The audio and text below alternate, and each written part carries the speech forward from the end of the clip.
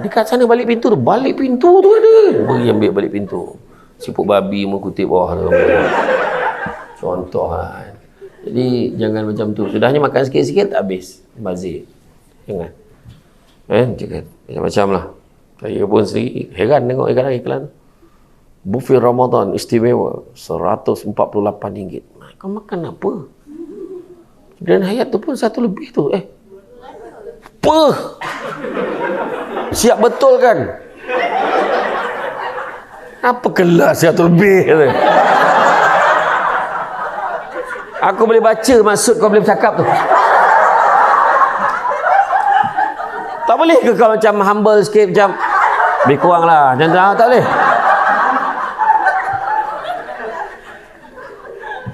RM200 lebih. Cara cakap macam dia bayar. Menyampah tu. Kau bayar sendiri ke? Bayar sendiri ke? Tak kan? Tak kan? Nazri dulu kan? Nazri dulu. Tak, ni roket hire ni mana? Roket hire stronger together, faham?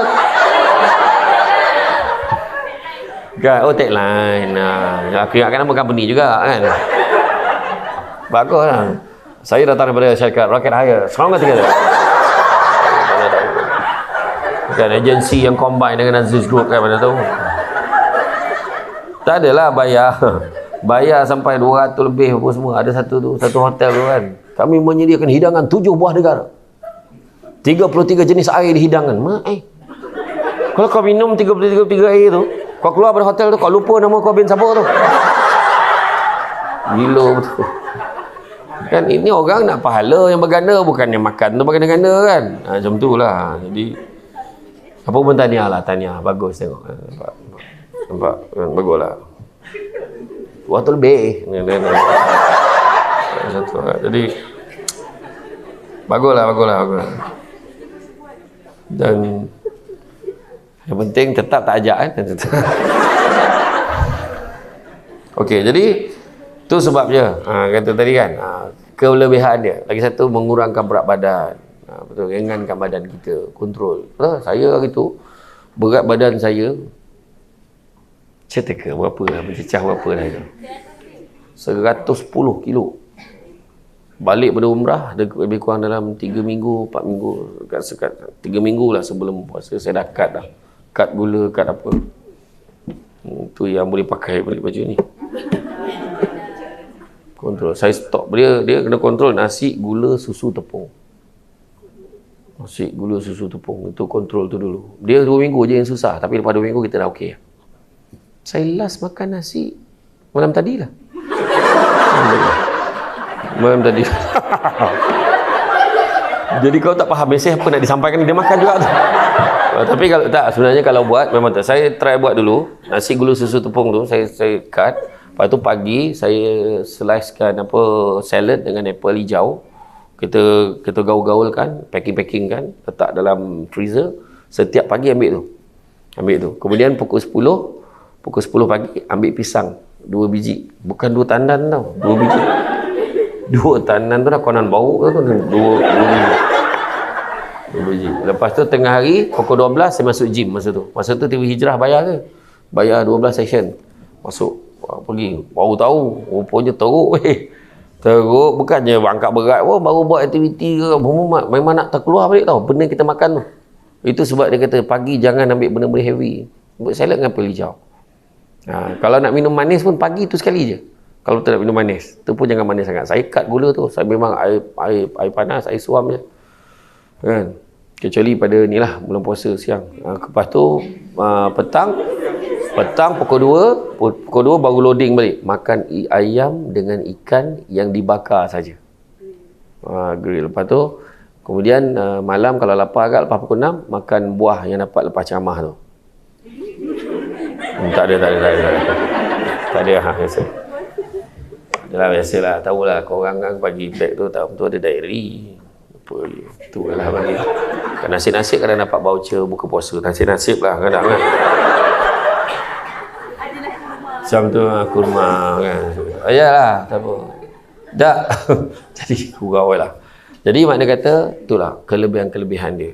Mengurangkan berat badan memang penting, bukan sebab nak lawa. Tak, bukan, kita kurang berat badan ni bukan sebab nak lawa. Sebab muka kau kalau tak boleh blur dia macam tu juga. Dia cerita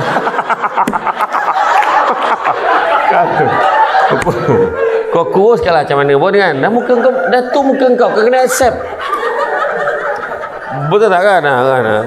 Tak, sebab lawa tu subjektif. Lawa tu subjektif. Kau berdiri dekat terminal bas tu, kau tengok yang couple yang jalan tu, suami isteri dia, kau tengok, wih, suami dia handsome weh, tu betul ke bini dia ke mak dia tu? Dia cakap, dia cakap, wih, bini dia lawa weh, muka suami dia merayau. Dia kata, contoh dia kata, sebab pandangan tak sama. Pada dia lawa sangat dah tu. Betul tak? Faham? Tu sebab saya kata tu, kecantikan tu sebab bukan untuk lawa, kuruskan badan, bukan untuk lawa, tapi nak meringankan badan kita supaya mudah nak beribadah. Lepas tu nak jumpa klien pun tak adalah malah berat. Oh lah, jauh nak pergi, nantilah. Sebenarnya bila dah masuk umur macam saya ni, dah mula tua dah mula 40 ni, memang bila dah masuk 40-an, kita punya metabolism badan kita dah kurang.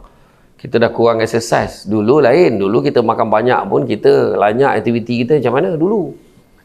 Kan? Tapi sebenarnya pada perempuan jangan risau-risau sangat. Kalau badan dia berisi, jangan risau sangat. Sebab aku nak explain ni. Kau puasa tak puasa ni? Nampak tak? Betul. Tapi sebab orang perempuan ni dia badan dia berisi, kadang orang lelaki dia suka. Dia you maintain macam ni, dia kata kan. Sebab suka, sebab dia dengar kata-kata Datuk Fadilah Kamsah, peluk isteri panjang umur 4 saat. Mana dia dapat aku tak tahu. Aku ulang balik apa dia cakap je. Peluk isteri panjang umur 4 saat. Tapi yang pastinya peluk suami ataupun peluk isteri sendiri. Kau peluk bini orang pendek umur tu memang. Peluk lah, peluk. Mana yang boleh lah. Macam tu lah. Dia rasa mantap je. Dia kan. Kau ingat kau kurus ni, kau kan okey. Kadang ada suami dia peluk. Alah. Tu jangan sibuk nak kurus-kurus sangat kan. Tapi kurus sebab nak sihat. Sebab biasanya kalau obesity ni biasanya dia datang dengan penyakit. Sebabnya puasa ni salah satu cara nak mengawal penyakit. So, begitu juga Imam At-Tabari menafsirkan bahawa ayat yang saya bacakan tadi, dikembalikan segala urusan tadi, bahawa kepada Allah jualah setiap amalan dilakukan oleh setiap mereka melakukan amalan.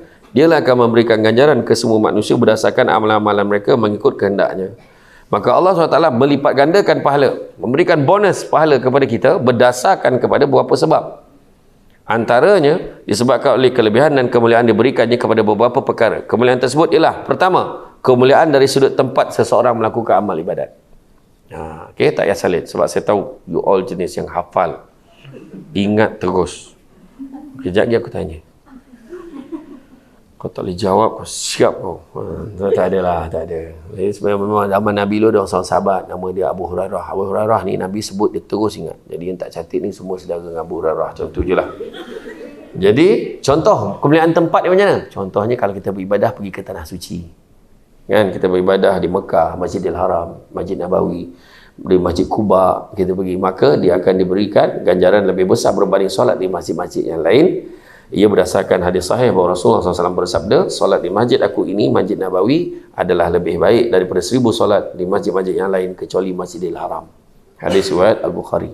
Maknanya keistimewaan berdasarkan tempat. Allah bagikan gandaan, maka tu logik. Allah Ta'ala dah beritahu dah. Kemudian kemuliaan dari sudut masa sesuatu amalan itu dilakukan. Dari sudut masa. Contoh, ini seperti kemuliaan melakukan amal ibadah di bulan-bulan dimuliakan Allah, terutamanya di bulan Ramadan. Contohnya, pahala mengerjakan umrah di bulan Ramadan sama pahala ganjaran mengerjakan haji. Ini berdasarkan hadis sahih bahawa Rasulullah SAW bersabda kepada seorang wanita Ansar, sekiranya telah tiba bulan Ramadan, maka hendaklah kamu mengerjakan umrah. Ini kerana umrah pada bulan tersebut menyamai pahalanya seperti mengerjakan haji. Hadis riwayat Muslim. Seperti mengerjakan haji bersama dengan aku. Ada satu pula, sama macam mengerjakan haji dan bersama dengan aku pula. Nabi kata macam tu. Jadi mana kata disebabkan oleh bulan Ramadan, bulan istimewa. Itu sebab bulan Ramadan ni kita kena tengok. Ada orang dia rasa sedih dengan Ramadan, ketibaan Ramadan. Sedih betul dia. Saya cakap dengan dia, nak, hari ni last kita boleh makan. Esok dah tak boleh tau. Nak mati sangat dia bapak tu. Kan? Seolah macam tak boleh makan. Mahal buka puasa boleh je makan. Tapi nak tunjukkan susah. Ada orang macam tu. Kedua, puasa tak puasa, sama. Dia tak rasa keistimewaan, dia tak rasa kelebihan pun. Biasa je. Orang puasa, dia puasa. Orang berbuka, dia berbuka. Rupanya tak sembahyang, contoh. Dia tak beribadah. So, dia tak akan rasa keistimewaan tu. Tarawih pun dia tak buat, apa pun tak buat, mengaji tak, apa pun tak. Dan kategori ketiga, dia rasa gembira. Orang yang rasa gembira, dalam satu hadis riwayat Ahmad, barang siapa yang bergembira, menantikan ketibaan Ramadan sehingga dia berada di dalam Ramadan itu, maka diharamkan tubuhnya disentuh oleh api neraka.